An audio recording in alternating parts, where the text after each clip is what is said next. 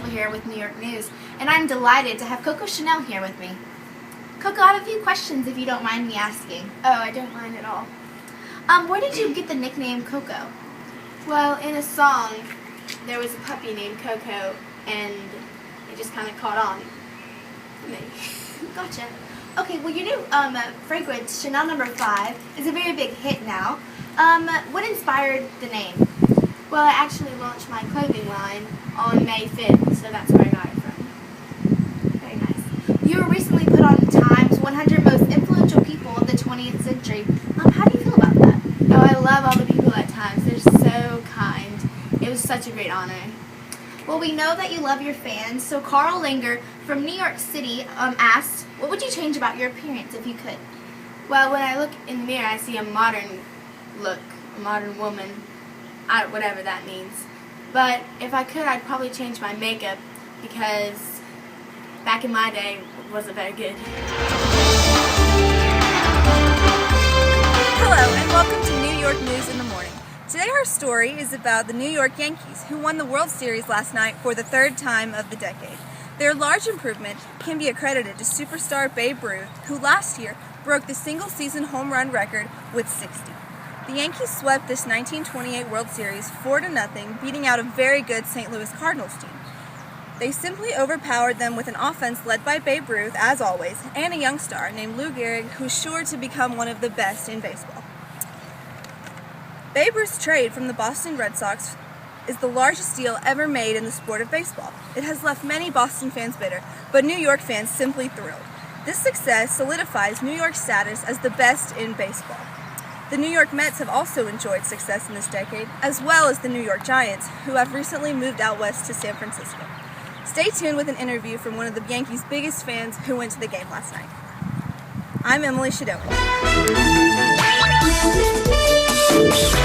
Welcome back to New York News. Today I'm here with John, one of the New York Yankees' biggest fans. Whoa, I'm gonna change my name to Babe. I'm not John anymore, because I love him so much.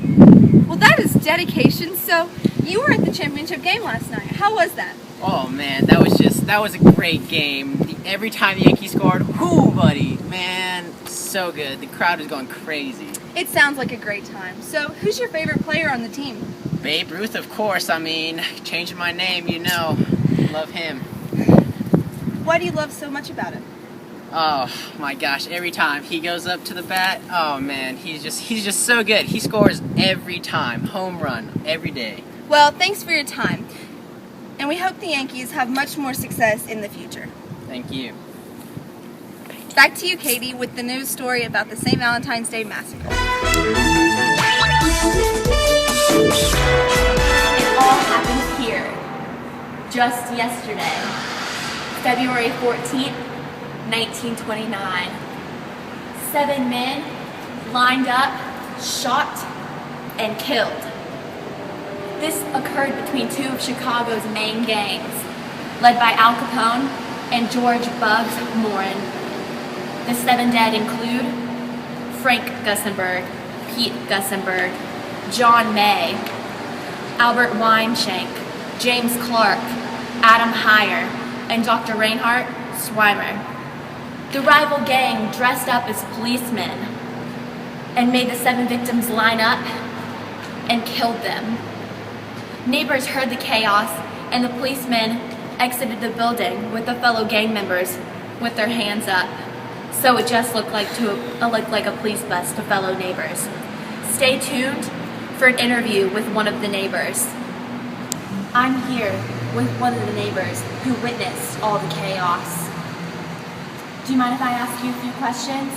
No, I appreciate it. What exactly did you hear and see on the day of February 14th, 1929? I heard 7 gunshots, but in this neighborhood, it's very common. Are you shocked that these murders occurred on a day dedicated to love?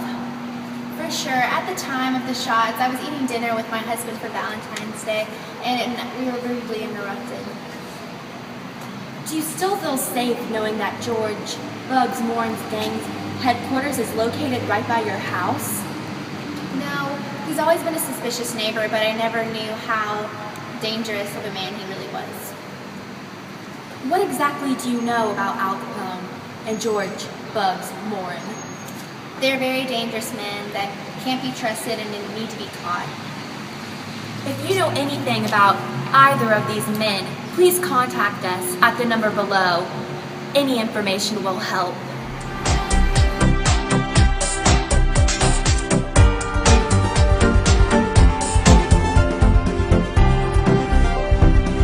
Do you want to make your man feel happy? Do you want to make him feel special? Then make him a new peanut butter and jelly sandwich. They're very easy to make. First, you start off with 2 pieces of bread. Then, you use our Jif peanut butter. Then the first thing you do is spread the jelly onto one side of the bread. The second thing you do is spread the peanut butter on the other piece of bread. And then all you do is put them together. And your man has a tasty peanut butter and jelly sandwich. You'll want more.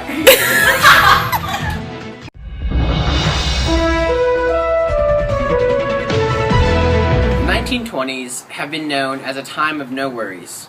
This decade has been characterized by growth and economic boost. Consumer goods have proliferated and wages have been increased. Despite the rapid growth of our country, though, today marks the incitement of a new era. What I am about to tell you will assure you this is the end of the Roaring '20s.